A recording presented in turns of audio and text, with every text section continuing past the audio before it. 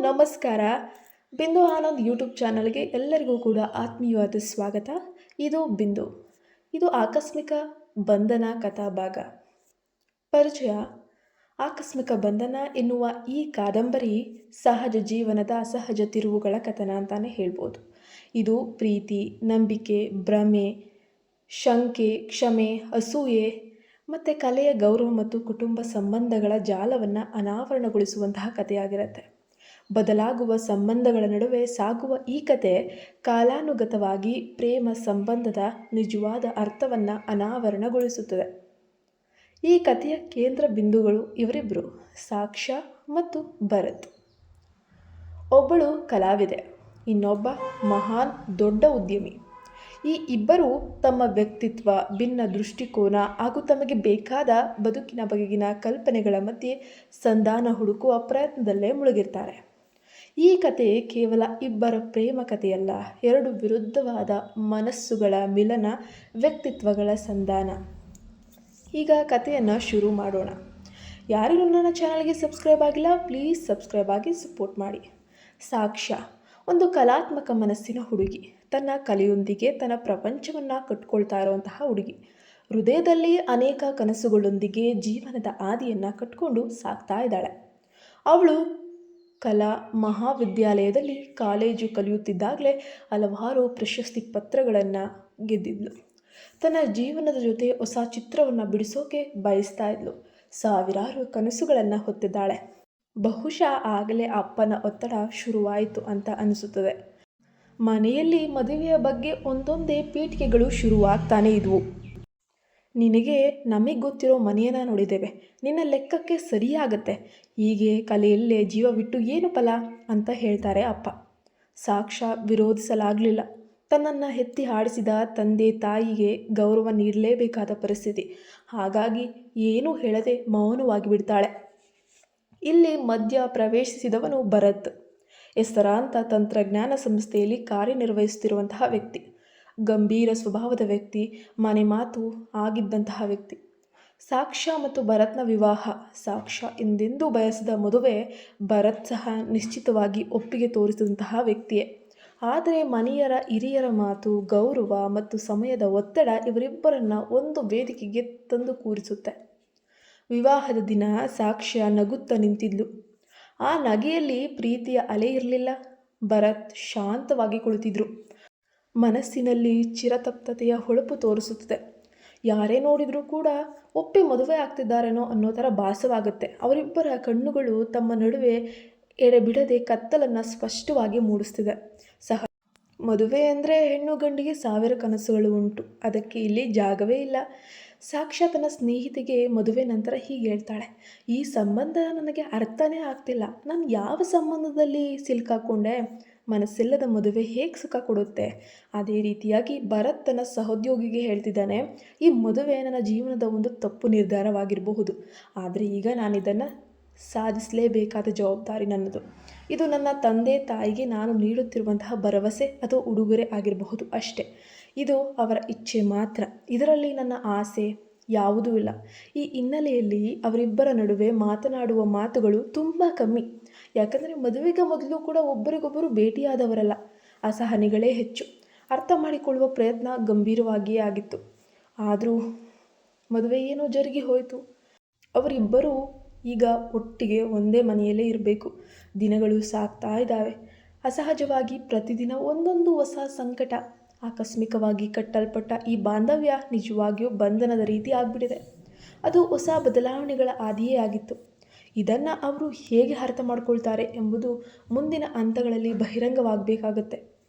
ಈಗ ಮದುವೆಯ ನಂತರದ ದಿನಗಳು ಮೌನವಾಗಿ ಸಾಗ್ತಾ ಇದ್ದಾವೆ. ಎರಡೂ ಕಡೆಯೂ ಕೂಡ ಯಾವುದೇ ಪ್ರತಿಕ್ರಿಯೆಗಳಿಲ್ಲ. ಹೊಸ ಗಂಡು ಹೆಣ್ಣಿನ ಕಳ್ಳನೋಟಗಳಿಲ್ಲ. ಸಾಕ್ಷ್ಯ ಮತ್ತು ಭರತ್ ಒಂದೇ ಮನೆಯೊಳಗೆ ಇದ್ದರು. ಅವರ ನಡುವಿನ ಅಂತರ ಕೇವಲ ಕೋಣೆಯ ಅಂತರವಲ್ಲ, ಹೃದಯ ಮನಸ್ಸುಗಳ ನಡುವಿನ ದೂರವೂ ಆಗಿತ್ತು. ಮಾತು ತೀರಾ ಕಡಿಮೆ, ದೃಷ್ಟಿಗಳ ತಿರುವು, ಮನಸ್ಸುಗಳಲ್ಲಿ ಭಿನ್ನ ಭಿನ್ನ ಅಭಿಪ್ರಾಯಗಳು ಬೇರೆ ಬೇರೆ ದಿಕ್ಕಿನಲ್ಲಿ ಸಾಗ್ತಾ ಇದ್ವು. ಸಾಕ್ಷ್ಯ ಬೆಳ್ಳಂಬೆಳಗ್ಗೆ ಬೇಗ ಎದ್ದು ತನ್ನ ಚಿತ್ರಕಲೆಗಳಲ್ಲಿ ಮುಳುಗ್ತಾ ಇದ್ಲು.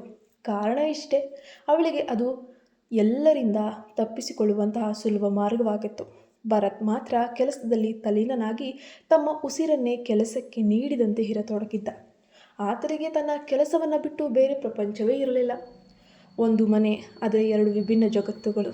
ಒಂದು ಸಂಜೆ ಸಾಕ್ಷ್ಯ ತನ್ನ ಬಾಲ್ಯದ ಗೆಳತಿ ಐಶ್ವರ್ಯ ಜೊತೆ ಕರೆ ಮಾಡಿ ಹೀಗೆ ಮಾತಾಡ್ತಿದ್ದಾಳೆ. ಹೇ, ಗೊತ್ತಾ ಐಶು, ಈ ಮದುವೆ ನನಗೆ ಯಾಕೆ ಅಂತ ಇವತ್ತಿನವರೆಗೂ ಅರ್ಥ ಆಗಿಲ್ಲ. ಅವನು ಒಳ್ಳೆಯವನೇ ಆಗಿರಬಹುದು, ಆದರೆ ನಮ್ಮ ನಡುವೆ ನಗು ಇಲ್ಲ, ಒಂದು ಸ್ನೇಹ ಇಲ್ಲ, ಪರಸ್ಪರ ಮಾತುಕತೆಗಳಂತೂ ಇಲ್ಲವೇ ಇಲ್ಲ. ಪರಸ್ಪರ ಒಬ್ರಿಗೊಬ್ಬರು ಒಂದು ಅರ್ಥ ಆಯಿತು, ತಮ್ಮ ಕುಟುಂಬಕ್ಕಾಗಿ ನಮ್ಮ ಖುಷಿಗಳನ್ನು ನಾವು ತೊರೆದು ಬದುಕ್ತಾ ಇದ್ದೀವಿ ಅಂತ. ಅವನು ಕೂಡ ಹಾಗೆಯೇ. ಆ ಮಾತುಗಳು ಭರತ್ ಕಿವಿಗೂ ಕೂಡ ಬಿದ್ದಿದ್ವು. ಅವನು ಕೂಲಿಂಗ್ ಗ್ಲಾಸ್ ಹಾಕೊಂಡಿರೋ ಥರ ಶಾಂತವಾಗಿ ಕುಳಿತಿದ್ದಾನೆ. ಆದರೆ ಆ ಮಾತು ಅವನ ಮನಸ್ಸನ್ನು ತೀವ್ರವಾಗಿ ತಾಗಿತ್ತು. ಏನೇ ಆಗಲಿ, ಇಷ್ಟು ಬೇಸರ ತಂದಿರುವಂತಹ ಸಂಬಂಧ ಇನ್ನು ಮುಂದುವರಿಬೇಕಾ? ಇದರಿಂದ ಯಾರಿಗೂ ಖುಷಿ ಇಲ್ಲ. ದಿನದ ಹಿಂದೆ ದಿನಗಳು ಹತ್ತಿರ ಬಂದಂತೆ ಮನೆಯ ಅಸಹಜತೆಯು ಹೆಚ್ಚಾಗತೊಡಗಿತ್ತು. ಭರತ್ ಕೆಲವೊಮ್ಮೆ ಆಕೆಯ ನೋಟವನ್ನು ತಪ್ಪಿಸೋಕೆ ಏನೇನೋ ಮಾಡತೊಡಗಿದ್ದ. ಮನೆಗೆ ಬರ್ತಾ ಇರಲಿಲ್ಲ. ಇತ್ತ ಸಾಕ್ಷ್ಯ ಅವನ ತೀಕ್ಷ್ಣ ಶಬ್ದಗಳಿಂದ ತುತ್ತುಗಳನ್ನು ತಿನ್ನದಾಗಿತ್ತು. ಆಗಾಗ ಇಬ್ಬರ ನಡುವೆ ಒಂದೊಂದು ಮಾತುಕತೆಗಳು. ಒಂದೇ ರೂಮಿನಲ್ಲಿ ಇದ್ದ ಕಾರಣ ಅಲ್ಪ ಸ್ವಲ್ಪ ಭಿನ್ನಾಭಿಪ್ರಾಯಗಳು, ಚಿಕ್ಕ ಪುಟ್ಟ ಜಗಳಗಳು ನಡೀತಾನೆ ಇತ್ತು. ಇದಂತೂ ನಿಜವಾಗಿಯೂ ಅವರಿಬ್ಬರ ನಡುವೆ ತುಂಬ ಕಿರಿಕಿರಿಯನ್ನೇ ತಂದು ಹಾಕಿತ್ತು. ಆದರೆ ಈ ತಾಳ್ಮೆಯ ಜಾರಿ ನಡುವೆ ಒಂದು ದೊಡ್ಡ ಕಿರಿದಾದ ಬೆಳಕು ಹೊಳೆಯತೊಡಗಿತ್ತು. ಸಾಕ್ಷ್ಯಗೆ ಅದೇ ಬೆಂಗಳೂರಿನ ಕಲಾ ಪ್ರದರ್ಶನಕ್ಕೆ ಆಹ್ವಾನ ಕೂಡ ಬಂತು. ಮದುವೆಯ ನಂತರ ಇದು ಆಕೆಗೆ ಪ್ರಪಂಚದತ್ತ ಮುಖ ಮಾಡುವಂತಹ ಮೊದಲ ಅವಕಾಶ. ಭರತ್ ನಿರೀಕ್ಷಿಸಿದ ರೀತಿಯಲ್ಲಿ ಆಕೆಗೆ ಈ ರೀತಿಯಾಗಿ ಹೇಳ್ತಾನೆ. ಇದನ್ನು ಅವಳು ಕೇಳಿಸ್ಕೊಂಡು ಅರಗಿಸ್ಕೊಳ್ಳೋಕೆ ಆಗದೇ ಇರೋಂತಹ ವಿಷಯ. ಹೋಗು ಸಾಕ್ಷ್ಯ, ಈ ಅವಕಾಶ ನಿಂದೆ, ನಾನು ನಿನ್ನನ್ನು ಅಡ್ಡಿಪಡಿಸಲ್ಲ. ಇದರ ಹಿಂದೆ ಆಕೆ ತನ್ನಿಂದ ದೂರ ಹೋಗ್ಬೋದು ಎನ್ನುವ ಹಂಬಲವೂ ಇರಬಹುದೇನೋ. ಆ ಮಾತು ಸಾಕ್ಷ್ಯಳ ಮನಸ್ಸಿಗೆ ಏನೋ ಗಾಢವಾಗಿ ಅರ್ಥವಾಯಿತು. ಅದು ಕೇವಲ ಅನುಮತಿಯಾಗಿರಲಿಲ್ಲ, ಒಂದು ನೈಜ ಮಾನ್ಯತೆ ಆಗಿತ್ತು. ಮೊದಲ ಬಾರಿಗೆ ಭರತ್ ಆಕೆಯ ಕನಸುಗಳನ್ನು, ವ್ಯಕ್ತಿತ್ವವನ್ನು ಒಪ್ಕೊಳ್ತಾ ಇದ್ದಾನೆ. ಅವಳನ್ನು ಅವಳ ಪಾಡಿಗೆ ಬಿಡ್ತಾ ಇದ್ದಾನೆ. ಪ್ರದರ್ಶನದ ದಿನ ಬಂದೇ ಬಿಡ್ತಿದೆ. ಸಾಕ್ಷ್ಯ ತನ್ನ ಚಿತ್ರಕಲೆಯ ಮೂಲಕ ಅನೇಕರ ಹೃದಯ ಗೆದ್ದಿದ್ಲು. ಭರತ್ ಸುಳಿವಿಲ್ಲದಂತೆ ಅಲ್ಲಿ ಹಾಜರಾಗಿರ್ತಾನೆ. ಯಾಕೋ ಗೊತ್ತಿಲ್ಲ, ಆಕೆಯನ್ನು ನೋಡುವ ಹಂಬಲ. ಅವನು ಆಕೆಯ ಚಿತ್ರಗಳನ್ನು ಕಂಡದ್ದು, ನುಡಿಗಳಲ್ಲಿಯೇ ಹೇಳಲಾಗದ ಆಕೆಯ ನೋವು ಮೊದಲ ಬಾರಿಗೆ ಅವನ ಕಣ್ಣುಗಳಲ್ಲಿ ನಿಜವಾಗಿಯೂ ಪ್ರಕಟವಾಗಿತ್ತು. ಹೀಗೆ ಪ್ರದರ್ಶನದ ನಂತರ ಅವರು 2 ಕಾಫಿಯನ್ನು ಕೂಡ ಹಂಚಿಕೊಳ್ತಾರೆ. ಇದೇ ಮೊದಲ ಬಾರಿ ಅಂತಲೇ ಹೇಳ್ಬೋದು. ಮೊದಲ ಬಾರಿಗೆ ಹೃದಯಗಳಿಂದ ಹೃದಯಗಳತ್ತ ಹೆಜ್ಜೆ ಇಟ್ಟಿದ್ರು. ನಿನ್ನ ಕಲೆಯೊಳಗೆ ನಾನೇನು ನೋಡಿದೆ ಗೊತ್ತಾ? ನಿನ್ನ ಒಲವಿಲ್ಲದ ಬದುಕಿನ ಚಿತ್ತಾರ. ಅದನ್ನು ಬದಲಾಯಿಸೋಕ್ಕೆ ಇಚ್ಛೆ ಇದೆ ಸಾಕ್ಷ್ಯ ಅಂದ್ಬಿಟ್ಟ ಭರತ್. ಸಾಕ್ಷ್ಯಗೆ ಏನು ಹೇಳಬೇಕಂತ ಗೊತ್ತಿಲ್ಲ, ಕಣ್ಮುಚ್ಚಿದ್ಲು. ಆ ಕ್ಷಣ ಆಕೆಯ ಹೃದಯದ ಒಂದು ಬಾಗಿಲು ತೆರೆಯಿತು. ಒತ್ತಾಯದಿಂದ ಆರಂಭವಾದ ಬಾಂಧವ್ಯ ಇದು ಈಗ ಅರ್ಥಪೂರ್ಣ ಸಂಬಂಧದ ದಿಕ್ಕಿಗೆ ಸಾಗತೊಡಗಿದೆ ಅಂತ ಅನ್ನಿಸ್ತಾ ಇದೆ. ಇದೊಂದು ಸಾಂದರ್ಭಿಕ ಬೆಳಕು ಅಥವಾ ಪ್ರೀತಿ ಎಂಬ ಬೆಳಕಿಗೆ ಮೊದಲ ಹೆಜ್ಜೆ ಇರಬಹುದು. ಬೆಂಗಳೂರು ಕಲಾ ಪ್ರದರ್ಶನದ ನಂತರ ಸಾಕ್ಷ್ಯ ಮತ್ತೆ ತನ್ನ ಕಲೆಯತ್ತ ಮತ್ತಷ್ಟು ಒತ್ತನ್ನು ನೀಡಿ ಆ ಕಡೆನೇ ತಿರುಗ್ತಾಳೆ. ಅವಳ ಚಿತ್ರಗಳು ಮೆಚ್ಚುಗೆಗೆ ಪಾತ್ರವಾಗುತ್ತೆ. ಮನಸ್ಸಿನಲ್ಲಿ ಏನೋ ಬೆಸೆಯದ ತೀವ್ರತೆ ಹತ್ತಿರದಲ್ಲಿತ್ತು.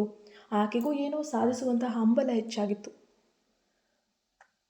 ಇದರ ನಡುವೆ ಒಂದು ಸಂಜೆ ಅವಳ ಮೊಬೈಲ್ಗೆ ಅಪರಿಚಿತ ಸಂಖ್ಯೆಗಳಿಂದ ಕರೆ ಬರುತ್ತೆ. ಸಾಕ್ಷ್ಯ, ನಾನು ಆಕಾಂಕ್ಷ್, ಹೇಗಿದೀಯಾ? ಅವಳು ಹಠಾತ್ ಭಯ ಬೀಳೋಕ್ಕೆ ಶುರು ಮಾಡ್ತಾಳೆ. ನಿಂತಲ್ಲೇ ಬೆವರೋಕ್ಕೆ ಶುರು ಮಾಡ್ತಾಳೆ. ಅದು AC ಕೋಣೆಯಲ್ಲಿ ಹೀಗಾಗಿದ್ದು. ನಿಜವಾಗಿಯೂ ಆಶ್ಚರ್ಯ. ಆಕಾಂಕ್ಷ್ ಅವಳ ಕಾಲೇಜಿನ ದಿನಗಳ ಹೌದು, ಸಮಯ ಮತ್ತು ಪರಿಸ್ಥಿತಿಗಳು ಅವರನ್ನು ಬೇರ್ಪಡಿಸಿದವು.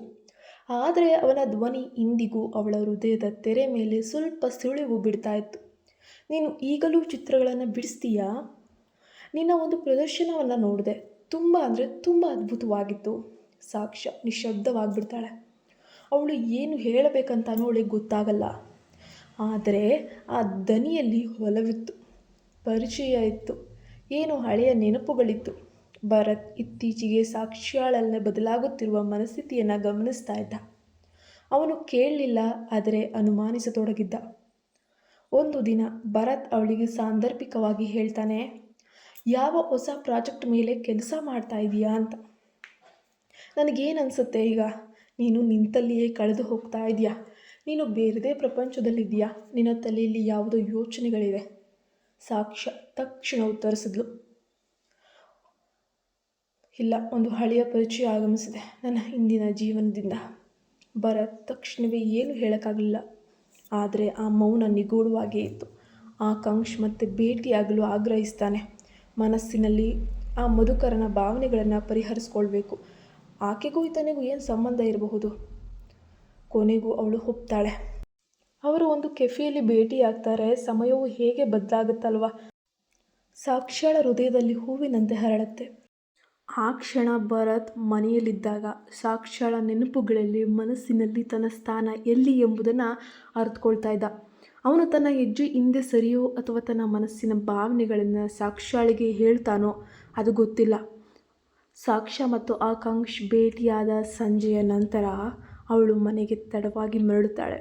ಅವಳಲ್ಲೇನೋ ಸಣ್ಣ ಪುಟ್ಟ ಬದಲಾವಣೆಗಳಂತೂ ಆಗ್ತಾನೇ ಇದೆ. ಆಕೆಯ ಮುಖದಲ್ಲಿ ಅಜ್ಞಾತ ಮೌನವಿದೆ. ಭರತ್ ಅವಳನ್ನು ಕಾದು ಕುಳಿತುಕೊಳ್ತಾನೆ. ಇವತ್ತುವರೆಗೂ ಯಾವತ್ತೂ ಕಾದವನಲ್ಲ. ಸಾಮಾನ್ಯವಾಗಿ ತಾನೇ ತಡವಾಗಿ ಮನೆಗೆ ಬರುತ್ತಿದ್ದಂತಹ ವ್ಯಕ್ತಿ. ಈ ರಾತ್ರಿ ಮಾತ್ರ ಸಮಯ ಅಸಹ್ಯ ಅನ್ನಿಸ್ತಾ ಇತ್ತು. ಸಾಕ್ಷ್ಯ, ಎಲ್ಲಿದ್ರಿ ನೀವು? ಭರತ್ ಕೇಳ್ತಾನೆ, ದನಿ ನಿಗ್ರಹಿಸಿ. ಅಂತರಾಳದಲ್ಲಿ ಹರಿದು ಹೋಗ್ತಿದ್ದ ಶಂಕೆಯ ತೀವ್ರತೆ ಸ್ಪಷ್ಟವಾಗಿತ್ತು. ಒಬ್ಬ ಹಳೆಯ ಗೆಳೆಯನನ್ನು ಭೇಟಿಯಾಗಿ ಬಂದೆ, ಆಕಾಂಕ್ಷ್ ಅಂತ. ಸಾಕ್ಷ್ಯ ನೇರವಾಗಿ ಉತ್ತರ ಮಾಡ್ತಾಳೆ. ಅದರಲ್ಲಿ ಮುಚ್ಚು ಮರೆಯೇ ಇರಲಿಲ್ಲ. ಆ ಹೆಸರೇ ಸಾಕಾಗಿತ್ತು. ಭರತ್ ಅಚಾನಕ್ಕಾಗಿ ನಿಶ್ಶಬ್ದವಾಗಿ ನಿಂತನು. ಕಣ್ಗಳಲ್ಲಿ ಬೆಂಕಿ ಮತ್ತು ನೋವಿನ ಮಿಶ್ರಭಾವ. ಮನಸ್ಸಿನಲ್ಲಿ ಅದಕ್ಕೆ ಇರಬೇಕು. ಈ ದಿನ ಬೇರೆ ದಿನಗಳಿಗಿಂತ ವಿಶೇಷವಾಗಿ ತಯಾರಾಗಿದ್ದು.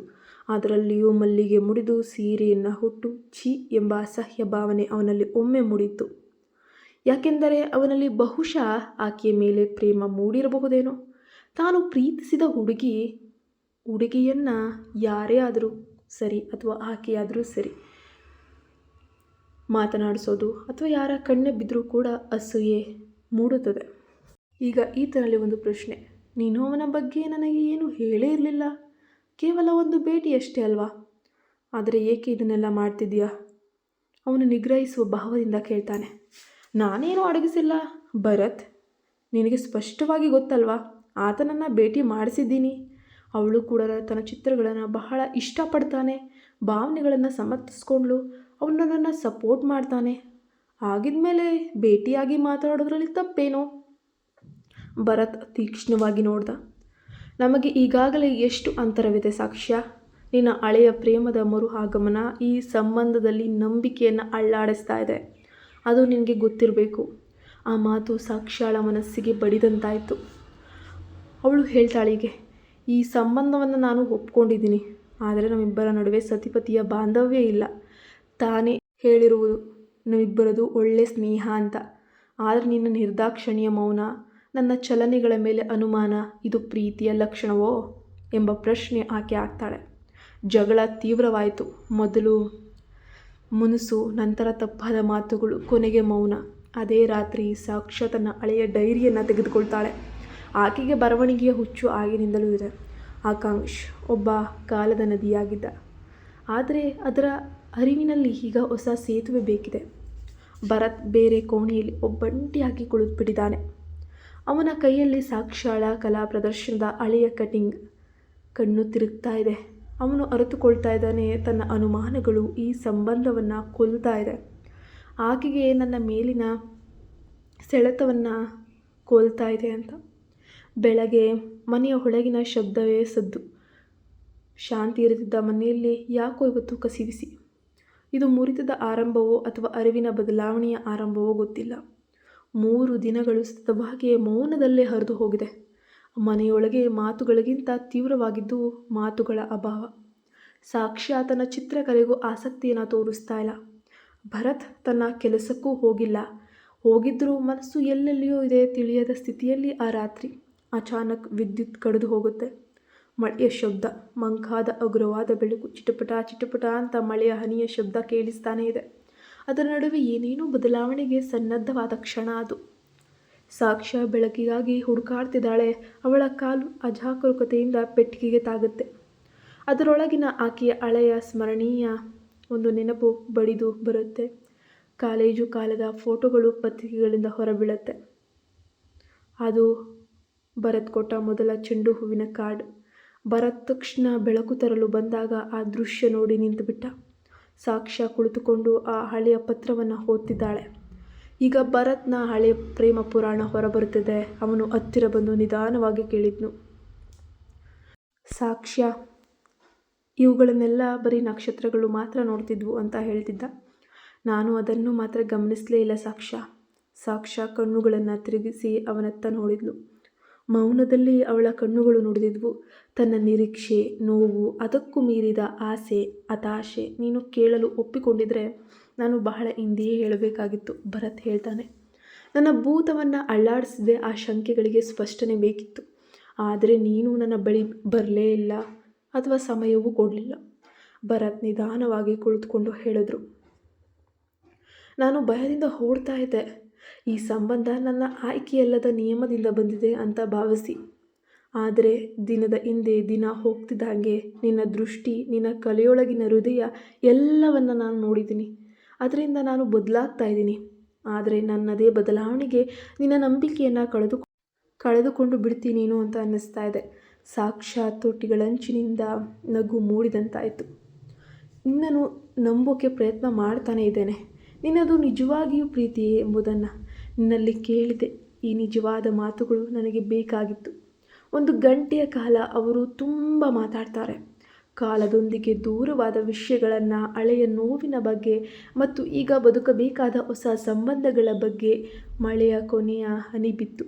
ಕೊಠಡಿಯಲ್ಲಿ ಮಿಂಚಿನ ಬೆಳಕಿನಲ್ಲಿ ಇಬ್ಬರ ಮುಖದಲ್ಲೂ ಕೂಡ ಒಂದು ರೀತಿಯಾದ ಭಾವನೆಗಳು ಕವಿದಿದ್ವು.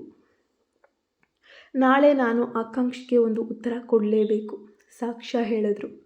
ಹೇಳ್ತೀಯಾ ನಿಜವಾಗಿಯೂ? ಭರತ್ ಯಾವ ಉತ್ತರ ಹೇಳ್ತೀಯಾ ಅಂತ ಕೇಳ್ತಾ ಇದ್ದಾನೆ. ನಾನು ನನ್ನ ಭವಿಷ್ಯದಲ್ಲಿ ಇಂದಿನ ನೆನಪಿಗೆ ಜಾಗವಿಲ್ಲ ಎಂಬುದು. ನಾನು ನನ್ನನ್ನು ತಾನು ಹರಿಯಲು ಬಯಸುವಂತಹ ವ್ಯಕ್ತಿಯೊಂದಿಗೆ ಇರೋಕೆ ಇಚ್ಛಿಸ್ತೀನಿ ಅಂತ. ಆ ವ್ಯಕ್ತಿ ನನ್ನನ್ನೇ ನೋಡ್ತಾ ಇದ್ದಾನೆ. ಅದೃಷ್ಟವಶಾತ್ ಅದು ನೀನೇ ಆಗಬೇಕಾದ್ರೆ ನನಗೆ ತುಂಬ ಸಂತೋಷ ಆಗುತ್ತೆ. ಭರತ್ ಕೈ ಹಿಡಿದ. ಮೌನದಲ್ಲಿ ಅವರ ನಡುವೆ ಮೊಟ್ಟ ಮೊದಲ ಬಾರಿಗೆ ಒಂದು ನಿಶ್ಚಿತ ನಂಬಿಕೆಯ ಸಂಬಂಧ ಹುಟ್ಟುತ್ತದೆ. ಆಕಾಂಕ್ಷ್ ತನ್ನ ಪ್ರೇಮಿ ಸಾಕ್ಷ್ಯಳನ್ನು ತನ್ನ ಮೋಸದ ಬೆಲೆಗೆ ಬಳಸ್ಕೊಳ್ತಾನ ನೋಡೋಣ ಮುಂದುವರೆದ ಭಾಗದಲ್ಲಿ. ನೀವಿನ್ನೂ ನಮ್ಮ ಚಾನಲ್ಗೆ ಸಬ್ಸ್ಕ್ರೈಬ್ ಆಗಿಲ್ಲ ಅಂದರೆ ಪ್ಲೀಸ್ ಸಬ್ಸ್ಕ್ರೈಬ್ ಆಗಿ ಸಪೋರ್ಟ್ ಮಾಡಿ ಸ್ನೇಹಿತರೆ.